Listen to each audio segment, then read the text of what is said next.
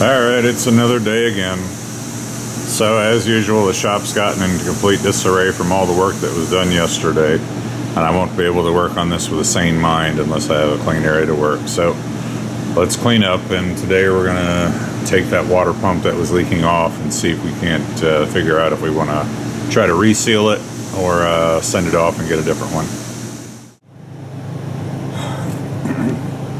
So Grant and I have the old pump, or the new pump, off, and this seal that's on here was not put on well at all with much intention or thoughtfulness. So we thought we saw some gaps just looking along the side before we even took the back off. So it's time to probably cut our own gasket and use some gasket dressing on it and get that put on there and seal this up. So we've had success. There's no leaks anymore. We've got to cut a new blue gasket, and we actually dressed it with some sealant as well. Don't know if that was necessary or not, but we did it. And we've been running for how long, Grant? 5-10 minutes. Longer than that, 15, at least 15 plus. And thermostat's opening just fine. We've got water coming through the system, and we're not leaking water, so that's great. So we'll move on to some other stuff here once I've got everything all cleaned up. I got one more hose to replace, but that's because it's an odd size hose, so we'll work on that. Little bitty strange guy, that's the hose right there, that misshapen thing.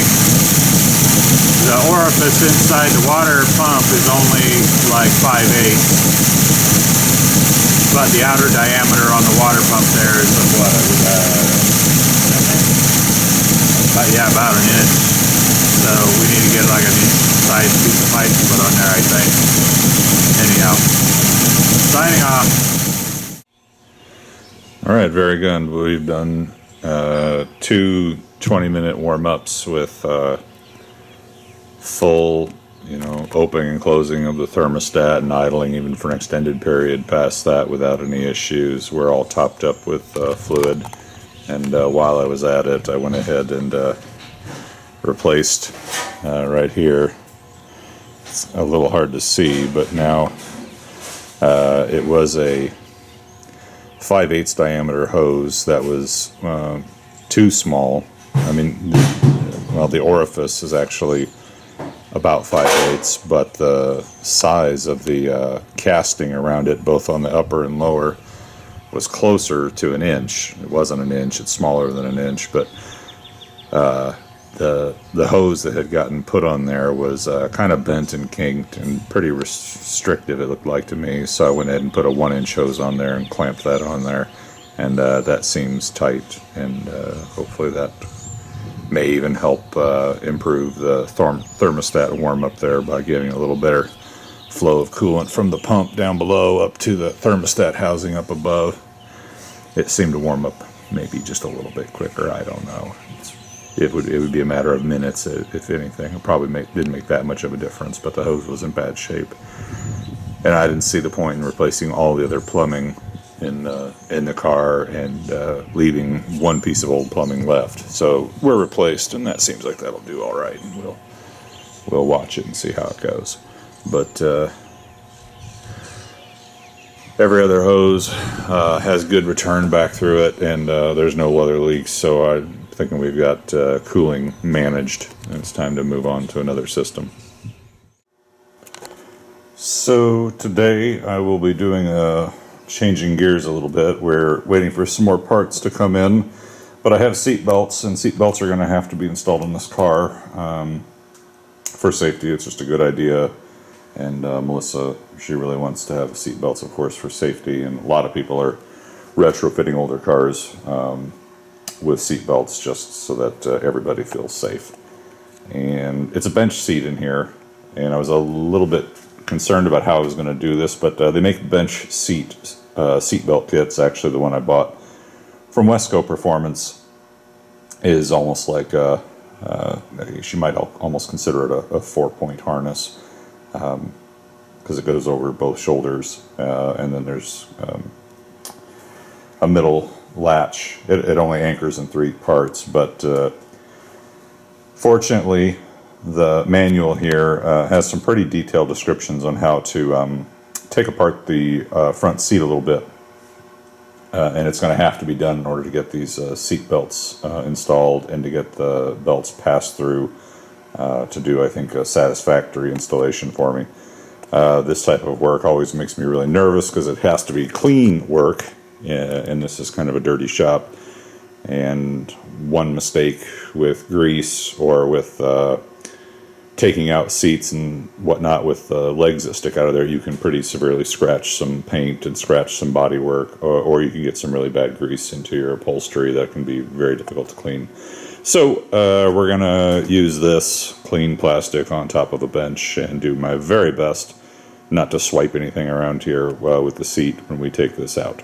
So it starts with removing the trim panels on the sides of the front bench seat. Here you can see, just like any other plumbing fixture, there's a little set screw underneath here, and you can just break that open there, and most likely should be able to, well, it's already started to loosen up, but you get the point. Little Allen head screw in there, and I'll just take this little handle part off. And there you can see the handle just slides right off. Now there's some side trim pieces. There's a little screw right there on that guy. And then around front here there's a couple more. You can't quite see it on the other side, but there's 2 trim screws there. And it's the same on the other side, so those come off. It's probably worth mentioning that these do not just pull straight off when you remove them. You actually have to push up. You lift up a little bit. There is a channel that it goes into, at least there was on the other side. There you go, straight up and then out.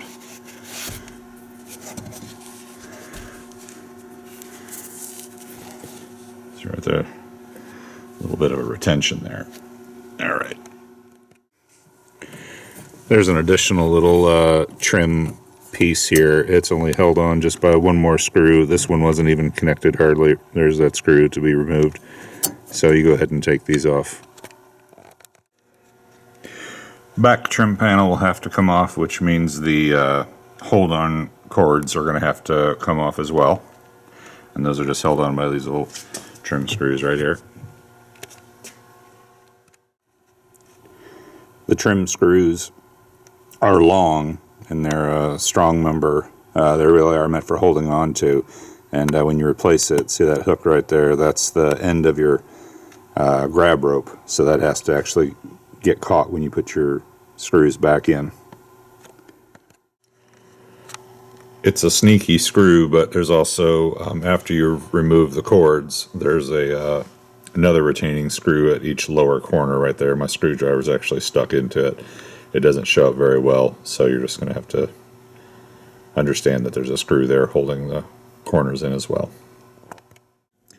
On the lower right hand side there's a cord here disappearing up into the trim panel, which most likely runs the cigarette lighter in the back.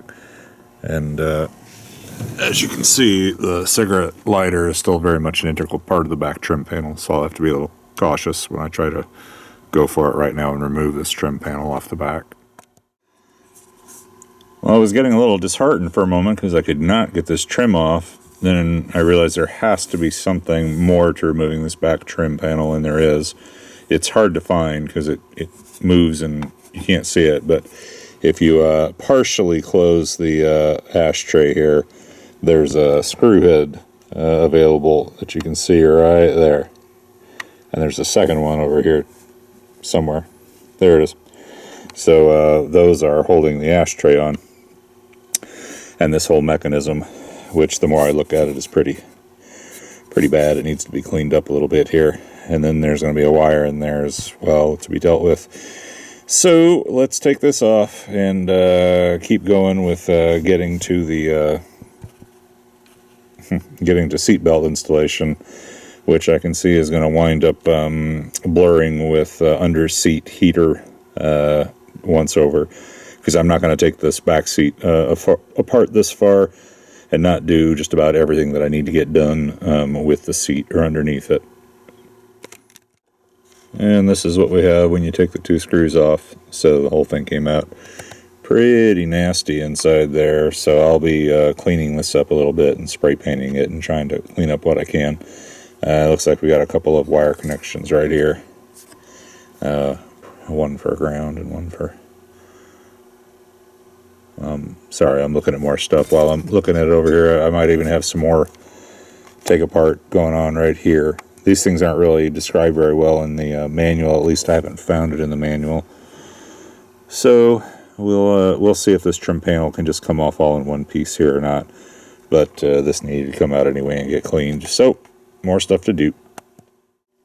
Some of this I'm just documenting so I can try to remember how to put this stuff back, but this entire collet here actually screws off and on. Or actually, maybe it doesn't screw off and on, but it can be removed and pulled back.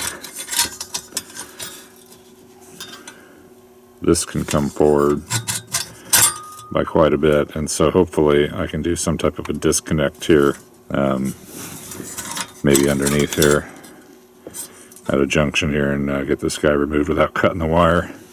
I think somebody went to do a wire cut when they did theirs before. We'll see. So I found a quick disconnect here. It's this mechanism right here. It's got a little tooth right there, so you push down on this. Once you've got it pushed down, you twist, it clears that little tooth and the whole thing comes right off. Well, these parts aren't in the manual, so now I'm having just to do some basic mechanical guesswork. I thought maybe it'd be one of these 2 guys here with its matched pair on the other side, keeping this back trim panel on, but it doesn't really seem to be loosening anything. Of course, it may be that this is part of the trim panels, these two more additional screws right here. So we'll just keep taking screws off until something finally loosens up. Well, it looks like it's going to wind up being all of them. Including, it's hard to see here, but it's like our installer had to give up on one of them, and it never even got put in all the way there because it was probably too hard to get to. And I was getting frustrated with it, but I'll take these 2 off, and I think this seat back will finally come off. Yeah, pretty much every single one of them bolts had to come out, and there was obviously some frustration happening on the install just before this when this got redone, but hey, we got the back plate off here, so I'm gonna go take a look at these wires and see what I can disconnect before we just let it fall. I'm giving props to people who do interior work all the time. Let me tell you, I was getting pretty frustrated with a few of those screws there, but we got them out and we have the trim panel off. Not exactly described 100% in the book, so I had to work that out. And really all that was for was to get to the point where we could remove these bolts right here. Those 1, 2, 3, 4 on the other. And supposedly the entire back seat will come out, and I'll have to try to look at and see how that wiring goes down there.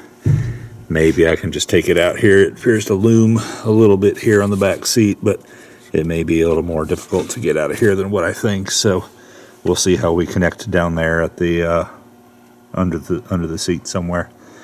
Let's do a little more discovery. So underneath the front seat, conveniently, there's a complete 1/4 inch hole straight through with just a 1/4 inch hole. Anyway, it allowed me to stick a screwdriver down there front of the front seat to give me a sight reference, so to speak. At least a reference under the car. I was able to measure back for my convenient hole. I drilled another exploration hole, tiny little guy, shining a light through it, and I should be able to see that from underneath the car. That's about where I would like to anchor the main back strap, and hopefully it isn't in a terrible spot. It's pretty crowded actually underneath the car. There's a muffler running right along there and a couple of cross braces, but we'll get underneath here and see where exactly it falls. I measured back 12 to 14 inches from that screwdriver, and hopefully that's a sweet spot where I can actually get to something. And it's not great lighting, but at least I can see my spot right there. And that's high up enough above the exhaust that I'll be able to get a bolt through there and at least get one of these things anchored well. Let's start with that. Let's drill the hole bigger and go. Alright, that's where our main back strap anchor is going to be. I've got the awl stabbed through there. I'll just cut a slit there, widen the hole, and we'll get it bolted. Sorry for the suboptimal lighting, but that right there is the next hole drilled and ready to go. I've got the other one done over there as well. I went with the 16-inch width because I had Melissa sit in here and she said that felt the best, so that's important to have someone sit in there and give it a shot, and that works out pretty well with the room that I had underneath there. I couldn't really go much wider because I was starting to run into the middle members on that side. So, and then over here it was actually much easier. There's a lot more space underneath there, so I'm just mirroring the same holes, same spacing, same location on the other side. So this so far is going pretty good. So this is all very good. This is the passenger side, and there's the 1, 2, and it's a little buried by the carpet over there. But there's a third hole right. Oh, where did I lost it? Anyway, hard to see a little bit, but it's there. It's there. That's the big deal, is committing to where you're going to put these seat belts and drilling those holes and taking a breath and a gulp and making it happen. So we will continue with our install here, maybe look at some of this wiring, and I'll probably loosen up the bolts that hold the whole bench seat down and lift it up a little bit there, and we'll take a look and see what kind of a wiring disaster and fan disaster we have underneath the seat here for the heater. I mean, I'm already this far. So I'm looking over these bolts here on the passenger side. This one's pretty rusted. There's a wire here, which is probably a fairly important ground wire for the frame of this seat, for at least the things like the other thing, cigarette lighter back there that have to ground and get power, and this is just kind of spinning loose down here, so we really don't have ground. Not that that's super important, because I don't think that there's much else tying in here yet, but we're going to take this bolt off, and we're going to come over here, and there's another bolt right over here. We're just going to take those up. It looks like the entire bench seat, to be honest, is only held on by 4 bolts on either side. So I'm going to just loosen these up. I'm going to loosen the others, and we'll lift up on the bench seat here and just kind of see what we have going on underneath the underneath here for the heater. So I've got the bench seat tilted back here and off of its mountings, and I'm kind of doing a little bit of a quick look around here. And here's our fan. I took the guard off of it just to get a better look down inside there. This probably right over here was at one point in time connected to here. Don't know what we really lost here, so that probably I may connect that back up, although I'd still be surprised if it worked. It looks to me like there could be just a little bit of moisture coming out of our little cooling or heating system here.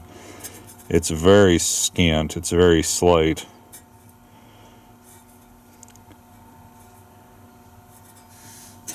Actually, it hasn't even evaporated. That may just be, maybe it's just a grease, because it hasn't evaporated like what I thought, but then again, maybe that's just the nature of coolant. It makes a little bit of a clang when it goes. So we're hitting a fountain. It's about here.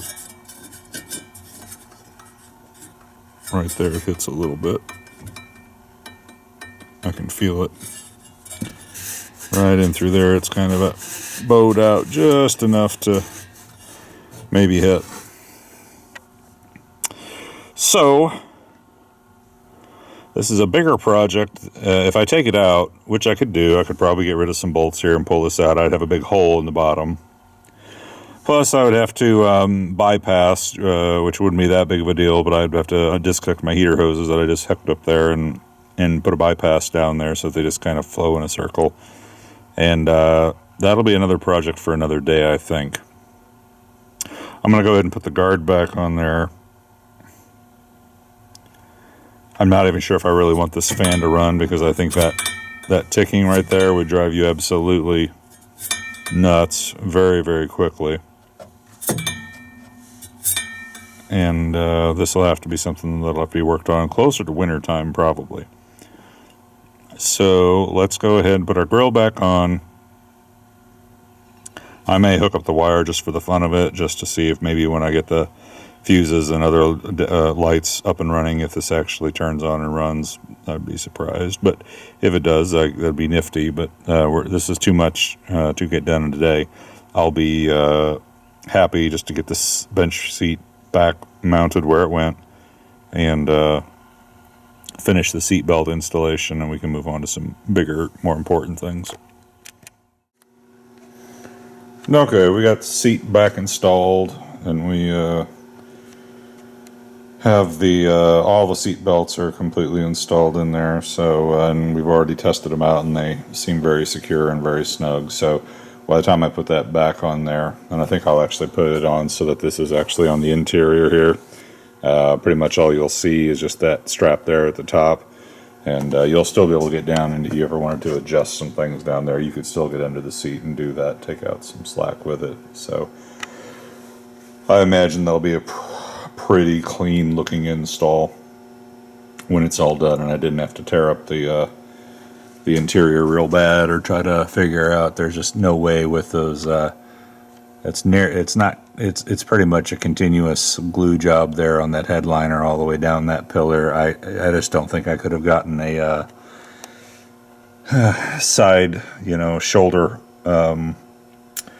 shoulder lap belt combo to work there very easy. I think I would have wound up damaging a lot of stuff. So these work pretty well for bench seats, and you can still move a bench seat forward and backward. It's all the way backward right now, so if it needs to go moving forward again, you would just move it forward and adjust your belts up front. So let's call that good. We've got the ashtray soaking in some rust remover so that we can clean that up tomorrow, repaint it, and then we'll put that back in there.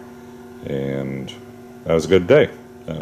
We got a full complete install done on something, and it's nice to know that if I need to, I'll be able to take them bolts out and just tilt that whole, even with the seat belts on there, I'll still be able to tilt the entire seat back and get to the heater and do whatever work I think I want to do there. So that was some good discovery going on there. And I'll take a look at the wiring diagram tomorrow or the day after. Before I put that back on there, I may run new wire back there just because I can. I don't really need a functional lighter in the back, but I really don't like the state of the wires and the way things are there. It'd be cool if everything just kind of worked. We'll see. End of the day.